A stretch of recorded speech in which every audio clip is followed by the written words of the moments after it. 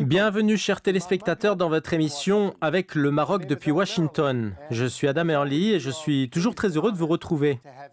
La question du Sahara marocain est de retour à l'ordre du jour du Conseil de sécurité de l'ONU. Cette affaire du Sahara dure depuis 44 ans sans qu'elle trouve une solution et un accord mutuellement acceptable. Cela est dû à une lenteur des progrès vers un règlement de cette question. Et le rapport du secrétaire général des Nations Unies confirme sans nul doute qu'il n'y a pas eu d'amélioration sur la voie d'une solution.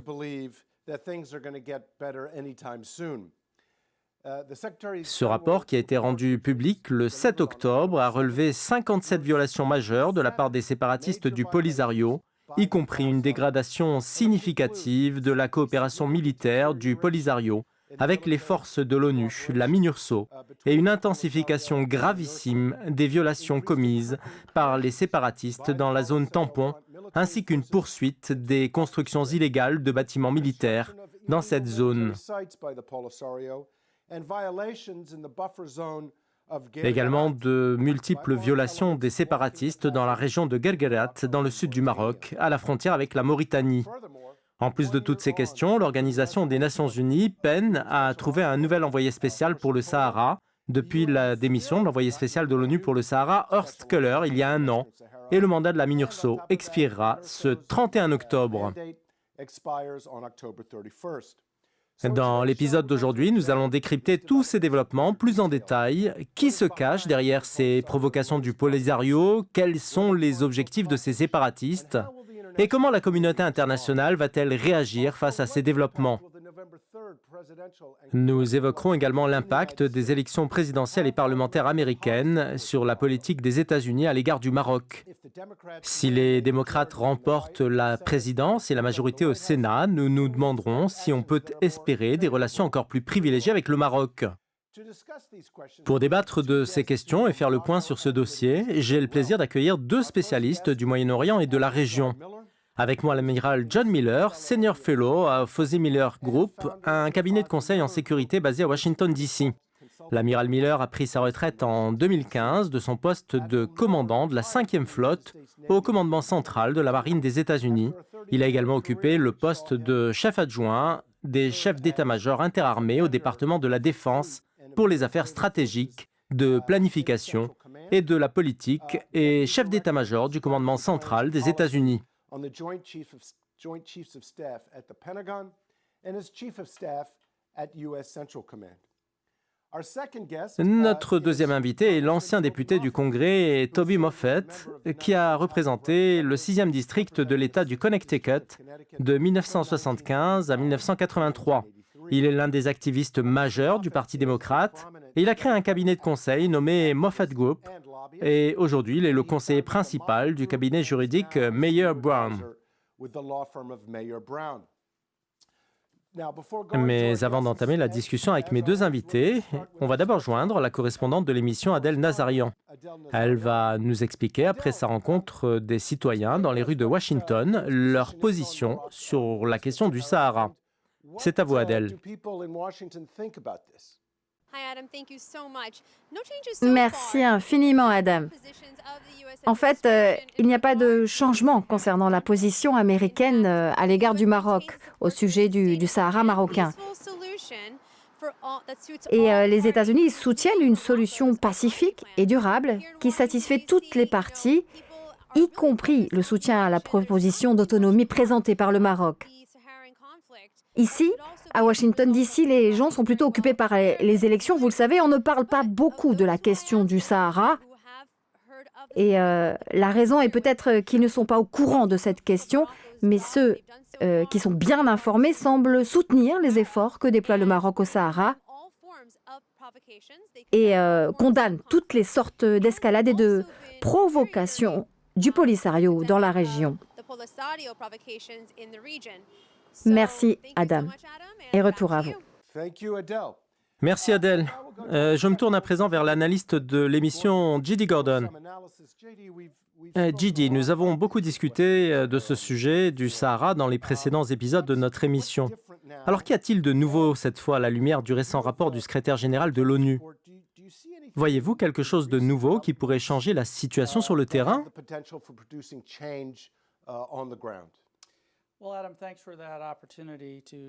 Merci Adam pour cette opportunité de discuter de ce sujet. Je pense que le Polisario essaye de profiter des conditions de la pandémie à l'échelle mondiale, surtout avec la préoccupation de l'Amérique et des Nations Unies face à cette pandémie.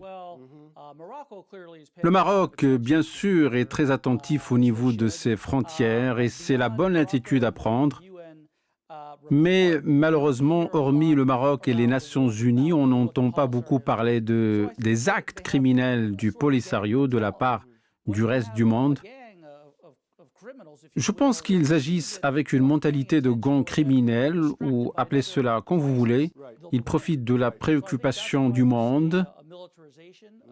Et nous les voyons essayer de militariser la zone tampon, ce qui est totalement incompatible avec tout ce qui a été approuvé par la communauté internationale dans cette affaire. Et quant à la solution, je pense que les choses reviendront à la normale après la période post-coronavirus. Nous avons enregistré plus de 200 000 décès ici, ce qui est très préoccupant. Mais après cela, nous verrons les États-Unis et l'ONU accorder plus d'attention aux actes criminels du Polisario et tout cela sera peut-être complètement dénoncé et rejeté. Merci JD. Je me tourne à présent vers l'amiral Miller. J'aimerais que vous nous apportiez un éclairage en tant qu'expert militaire sur ce qui a été révélé dans le rapport du secrétaire général des Nations Unies.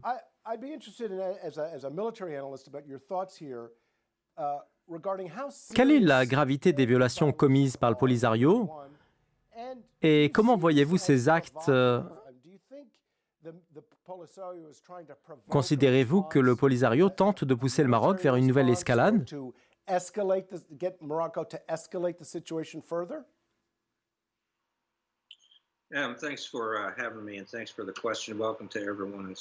Merci de m'accueillir et merci pour la question. Je veux parler de la situation en matière de sécurité dans toute la région. Mais avant cela, permettez-moi de me concentrer sur un point qui a été mentionné dans le rapport des Nations Unies et qui apporte relativement de bonnes nouvelles.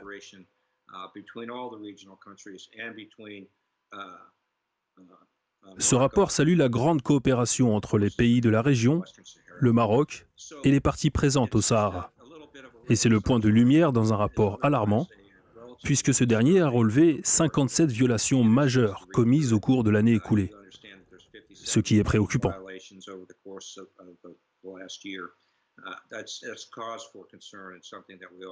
Si l'on regarde la situation sécuritaire dans la région dans son ensemble, on peut observer une détérioration régulière de la situation sécuritaire, que ce soit en raison de la guerre en Libye et de l'incapacité à constituer un gouvernement légitime capable de sécuriser ses frontières, ce qui a offert de meilleures opportunités à ceux qui souhaitent migrer d'Afrique centrale et du Sud vers l'Europe.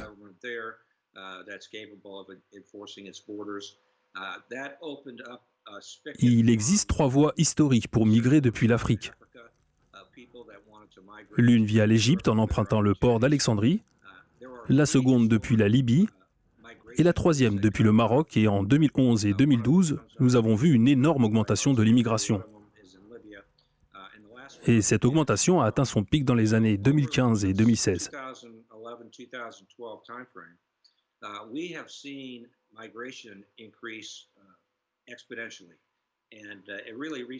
Cela s'est fait par ces 3 voies, pas en même temps. Mais lorsque les migrants ont trouvé une opportunité appropriée, ils sont allés en Libye, puis en Grèce ou en Italie.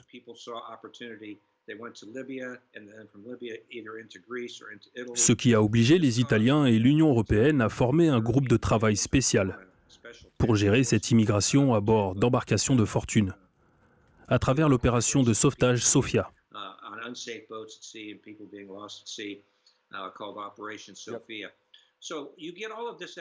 Ainsi, de nombreuses régions ont été témoins de ces activités dans des zones où les gens considèrent qu'il n'y a pas assez de contrôle gouvernemental.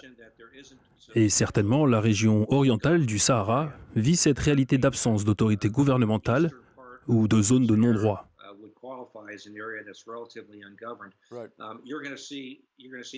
Elle a donc été le théâtre d'activités de contrebande, d'immigration et d'activités illégales telles que le trafic d'armes, et nous assistons aujourd'hui à des tentatives de tirer profit de cette situation.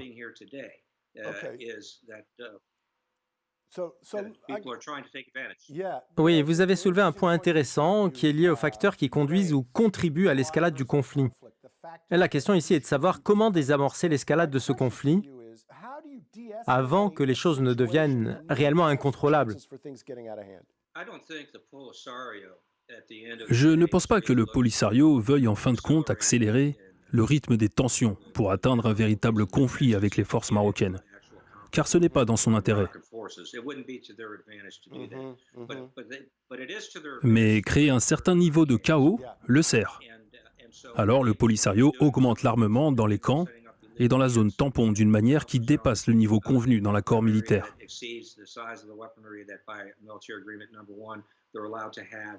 Ainsi, le Polisario a élargi ses activités pour tester et essayer de prévoir à quel niveau le Maroc serait amené à réagir. Le Maroc a envoyé le deuxième homme fort de l'armée dans la région pour montrer l'intérêt et le sérieux qu'il porte à ce qu'il se passe. Et je pense que c'est le bon message du Maroc. Mais peut-être que le Polisario ne l'a pas compris, emporté par son aventurisme et ses tentatives de faire monter la tension.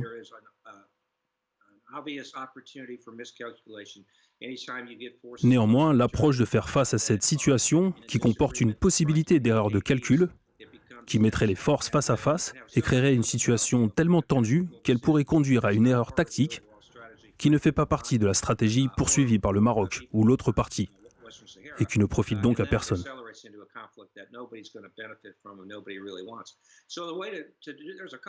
En fait, deux mesures peuvent être prises. Premièrement, l'ONU doit nommer rapidement un envoyé spécial pour le Sahara pour montrer un intérêt supplémentaire de la part des Nations Unies à renouveler l'accord pour une autre année, car il fournit un cadre à la diplomatie.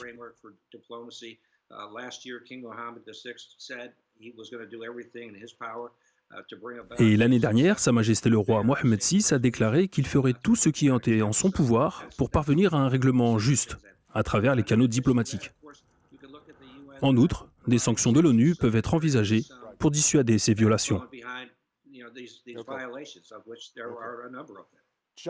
Merci, Amiral John Miller, pour ces précisions d'une grande pertinence stratégique et militaire sur ces développements concernant la question du Sahara. Nous passons maintenant, chers téléspectateurs, à une courte pause et après cela, nous accueillerons l'ancien membre du Congrès, Toby Moffett, pour connaître son avis sur ce qui se passe dans les coulisses de la Maison-Blanche et du Congrès concernant cette affaire. Restez avec nous.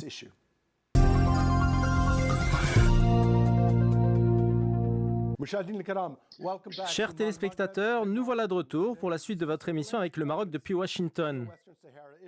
Aujourd'hui, on discute des derniers développements du dossier du Sahara marocain. Nous rejoint maintenant l'ancien député du Congrès, Toby Moffett, qui a représenté le 6e district de l'État du Connecticut de 1975 à 1983.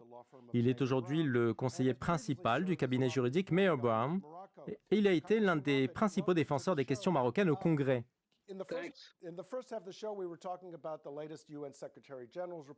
Bienvenue, Monsieur Moffett. Avant la pause, nous avons parlé du rapport du secrétaire général des Nations Unies qui a révélé un certain nombre de violations graves par le Polisario des résolutions du Conseil de sécurité des Nations Unies. Et comme vous le savez, le Maroc bénéficie d'un fort soutien du gouvernement et du Congrès américain concernant la question du Sahara.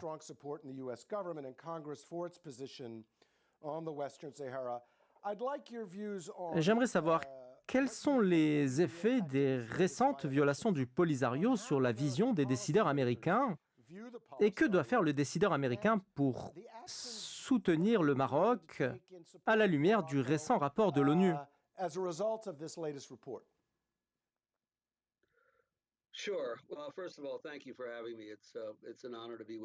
C'est un honneur d'être avec vous. Merci de m'accueillir. Je pense d'abord que ces violations se produisent depuis longtemps, mais peut-être ces dernières actions manifestes étaient les plus dangereuses pour les Nations Unies et peuvent avoir un impact plus important que tout ce à quoi nous avons assisté jusqu'à maintenant.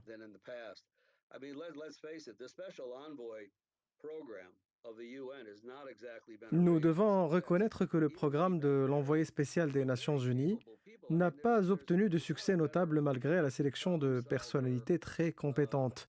Il n'y avait personne aux États-Unis capable de résoudre les problèmes et de leur trouver des solutions politiques, comme James Baker, mais il a démissionné de son poste d'envoyé spécial au Sahara en 2004. Et Horst Köhler était une personne talentueuse, mais la question était liée à une faiblesse de l'ONU elle-même. Et je pense qu'au cours des 4 dernières années, de mon point de vue, en tant que démocrate, l'administration Trump a choisi de prendre un peu de distance vis-à-vis des problèmes complexes, comme le problème du Sahara. Elle a fait la même chose par rapport à la Libye et à un certain nombre d'autres zones de conflit.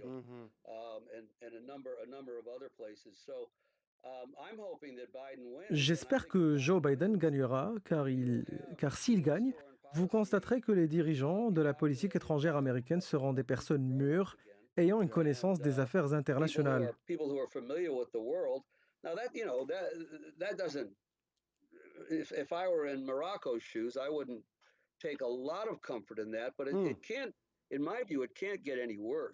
Mais de mon point de vue, la scène politique américaine ne sera pas pire que ce qu'elle est actuellement. Et vous avez raison lorsque vous avez posé des questions dans votre introduction sur la capacité de n'importe quel pays du monde à mobiliser les voix de 320 membres du Congrès sur ces 435 membres en faveur de toute position que ce pays défend. Et même l'Inde, qui a le pouvoir politique, ou Israël, ou la force de la diaspora arménienne aux États-Unis n'ont pas cette capacité. Mais le Maroc vient en tête, hein, et il y a de nombreuses raisons pour cette position du Maroc que les téléspectateurs connaissent et vous-même, bien sûr, connaissez. Franchement, il y a un large et profond soutien de 2 partis au Congrès américain pour le Maroc et qui est dû à plusieurs bonnes raisons. Vous avez affirmé que la prochaine administration serait celle de Biden. Maintenant que les élections américaines sont à nos portes, et il y a une très forte probabilité que Biden remporte la présidence. Il y a aussi une possibilité que les démocrates remportent la majorité au Sénat.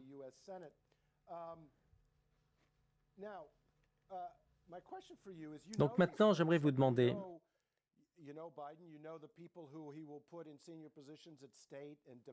si nous voulons poser ici une question sur cet éventuel changement, et considérant votre connaissance de Joe Biden et de tous ceux qui l'entourent, les experts en politique diplomatique, quelle est la vision de l'administration Biden sur cette question du Sahara?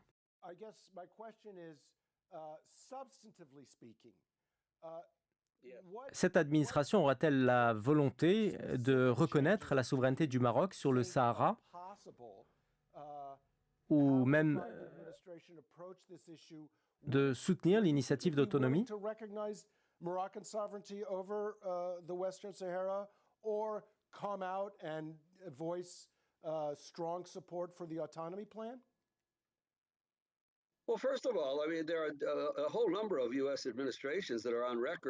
D'abord, plusieurs administrations américaines ont déjà exprimé officiellement leur soutien à l'autonomie de la population du Sahara sous la souveraineté du Maroc, ce qui n'est pas nouveau.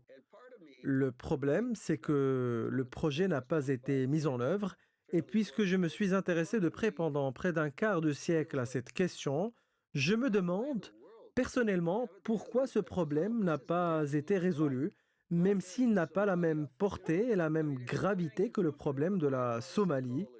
Et le Maroc bénéficie d'un soutien d'ailleurs fort et profond de la part des partis démocrates et républicains au Congrès. Et il existe un autre soutien international envers le Maroc dans d'autres régions du monde. Et Sa Majesté le roi Mohammed VI a passé plusieurs années à visiter des pays africains pour faciliter le retour du Maroc à l'Union africaine. Ainsi, tous ces facteurs jouent dans l'intérêt du Maroc et d'autres crises s'aggravent dans la région. qu'il s'agisse du climat ou de l'immigration ou des réfugiés ou le terrorisme. Et cela conduira à la nouvelle administration américaine à décider de chercher à faire face à ces crises intenses. Et franchement, si Joe Biden est élu, les États-Unis entreront dans une nouvelle phase avec de bonnes et réelles volontés dans la plupart des régions du monde afin que ce président puisse parvenir à régler ses problèmes. Mais laissez-moi être clair, les Marocains n'étaient pas satisfaits de l'administration du président Obama et ne pensaient pas qu'elle en faisait assez concernant la question du Sahara. Et je suis d'accord avec eux sur ce point. Et quand Susan Rice était l'ambassadrice américaine aux Nations Unies, elle n'était pas appréciée par les Marocains. Elle n'était pas aimée par beaucoup de gens. Je ne sais pas, mais la question est de savoir pourquoi le problème ne peut pas être résolu. Et puis je me dis, d'un autre côté, il y a tellement d'acteurs et beaucoup de comportements gênants, très peu de courage et surtout un manque de vision.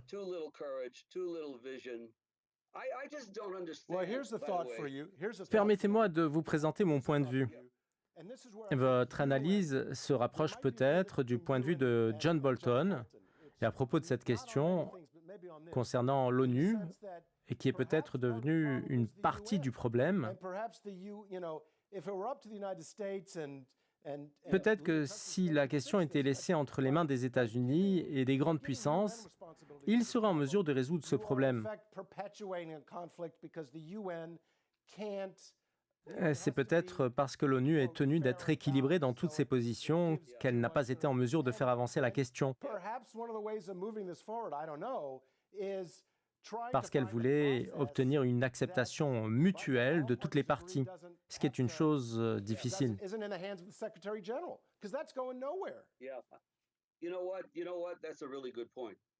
Vous savez quoi? C'est une très bonne question et c'est un point intéressant. En fait, il existe un moyen en dehors des Nations Unies où les États-Unis et d'autres grands pays, en particulier la France, l'Espagne et l'Union européenne, peuvent trouver une solution au problème.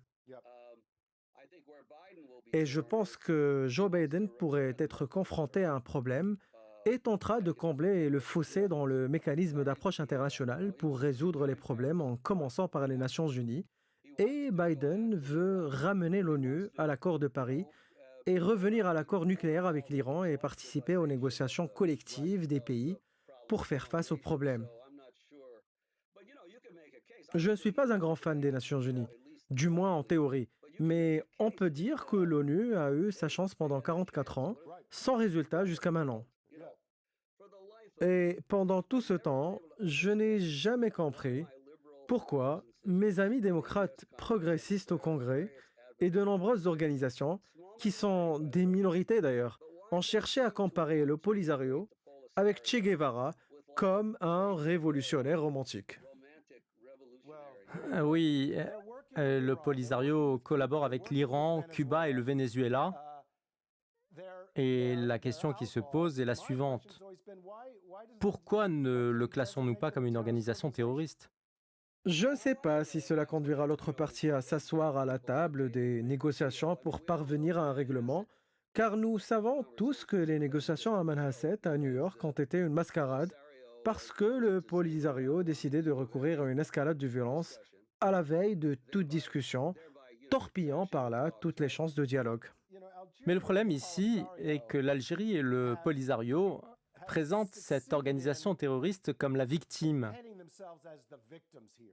Alors comment convaincre le décideur américain que l'Algérie et le Polisario font partie du problème et non pas une partie de la solution? La situation dépendait du pétrole. Soyons francs. Notre grand intérêt pour l'énergie a été à la tête de nos relations bilatérales avec l'Algérie, en plus d'une coopération avec le commandement militaire américain en Afrique et de certains problèmes de sécurité que je ne sous-estimerai pas. Mais nous avons affaire avec un gouvernement dont la survie dépend du pétrole. Si cette administration change, je pense qu'il y aura de la flexibilité dans la relation des États-Unis avec l'Algérie. Malheureusement, cher Monsieur Moffett, le temps nous presse. Nous vous remercions beaucoup pour ces pertinentes visions et nous serons heureux de vous accueillir dans un prochain épisode pour connaître votre point de vue sur les relations de coopération du Maroc avec les Nations Unies. Chers téléspectateurs, vous avez écouté ces idées sincères de l'ancien député du Congrès et ami du Maroc, qui connaît bien la question du Sahara.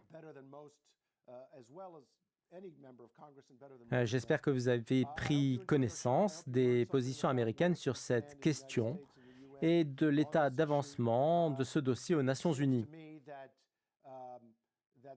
Quant à moi, je vois que le droit est du côté du Maroc dans ce dossier et je vois que le chemin pour le résoudre aux Nations Unies risque d'être encore long. Mais les choses se dérouleront comme le veut le Maroc. Merci Gidi, merci également à vous Adèle et merci à notre invité, l'amiral John Miller et à l'ancien membre du Congrès, Toby Moffett. Merci chers téléspectateurs et à bientôt.